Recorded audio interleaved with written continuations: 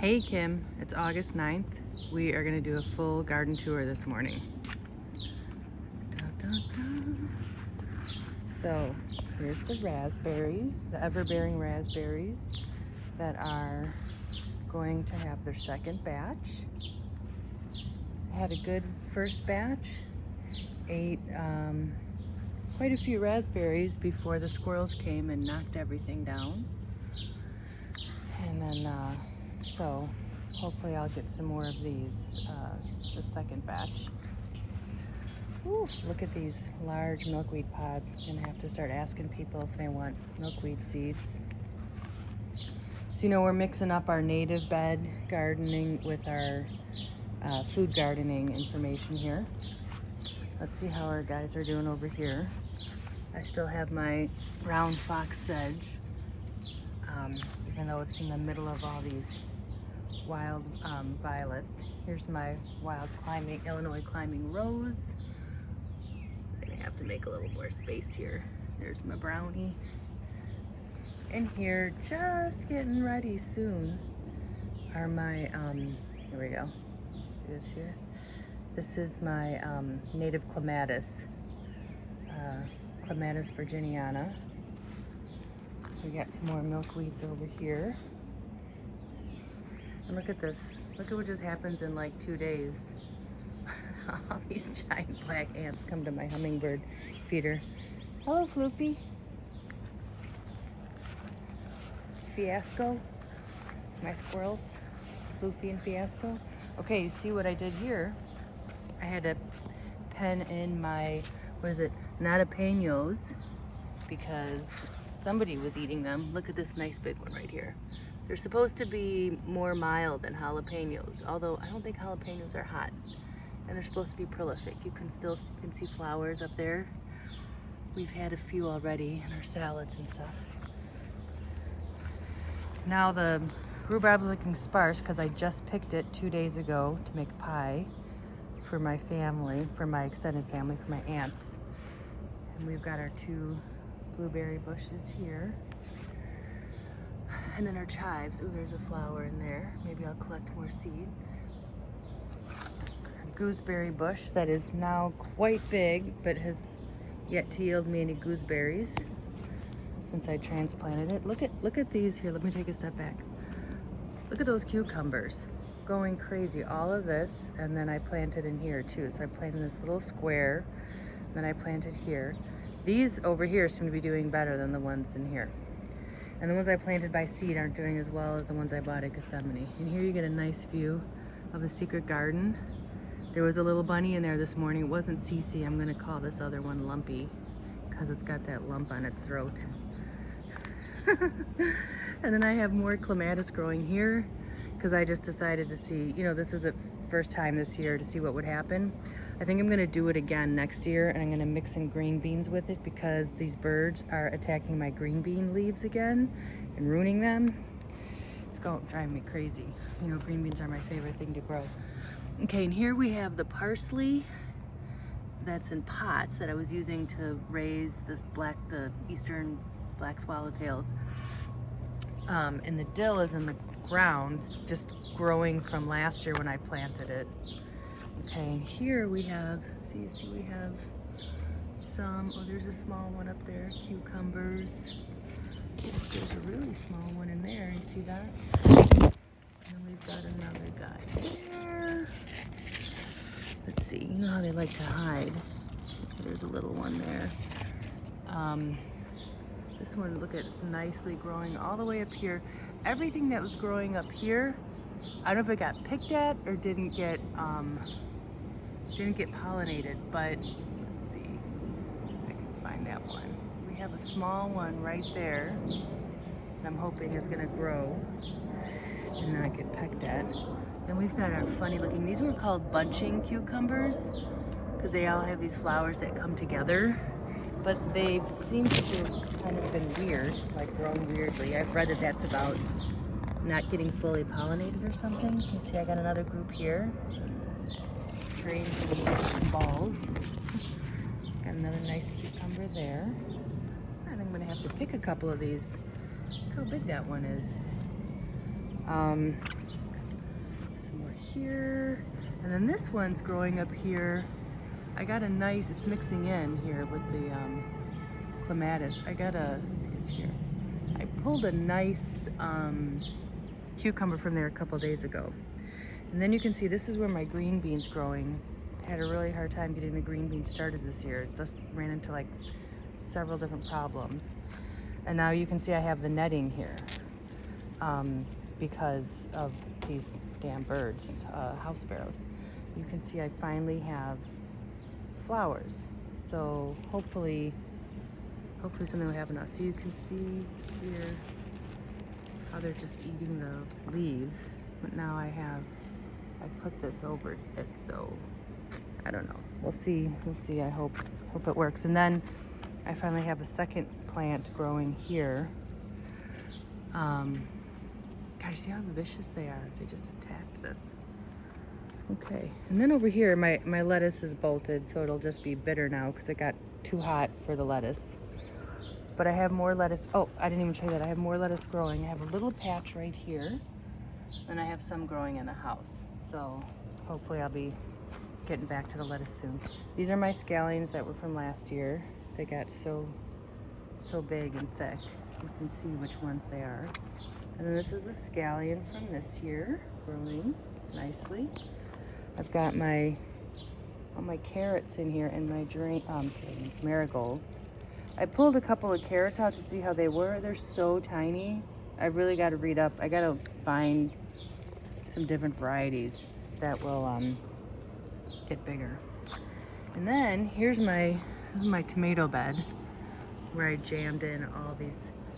Well, it's just 2 species of tomatoes, but it was like 16 plants, I think. So it's the sweet pea cucumber, which does have some ripening, you can see here. And then I got a lot of these Brandywine tomatoes growing here, but nobody is getting anywhere near ripe.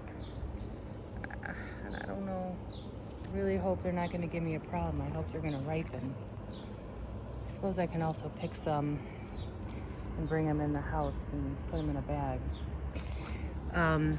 They're there, they're getting plenty tall.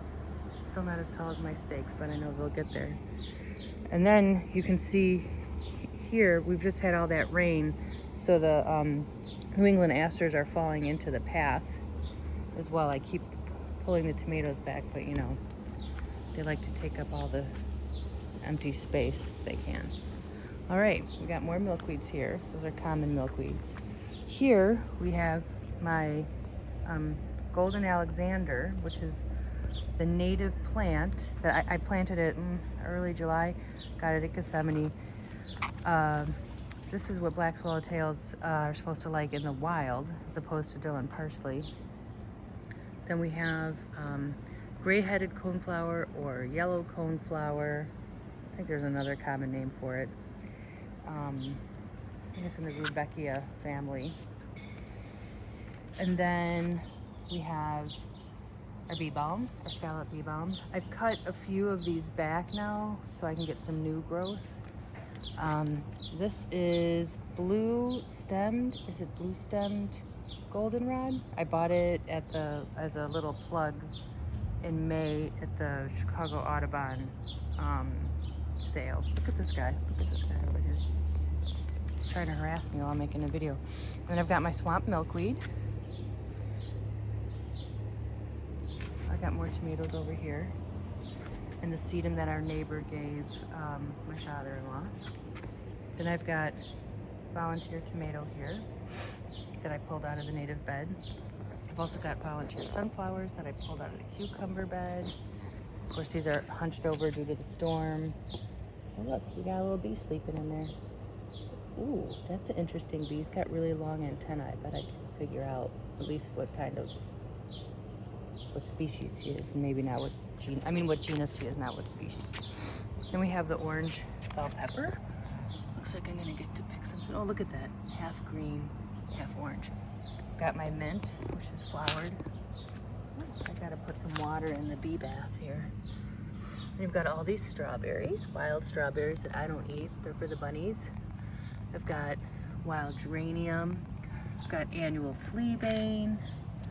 Oh, nobody's open this morning. This is the Ohio spiderwort. This is the closest to open I have here this morning. Then I had this, look at this. This is some sort of squash that just planted itself here. A volunteer. I have no idea what it is because I haven't grown any squash. So I don't know who he is, how he got there. We have purple coneflower in there. There's some that have some nice fresh buds there. And all that New England aster that's going to be turning purple soon, looking beautiful. Then I have in here, look at this. I got butterfly milkweed. I bought it at Gethsemane. Usually all my milkweed started from seed, but I bought this guy for the monarchs.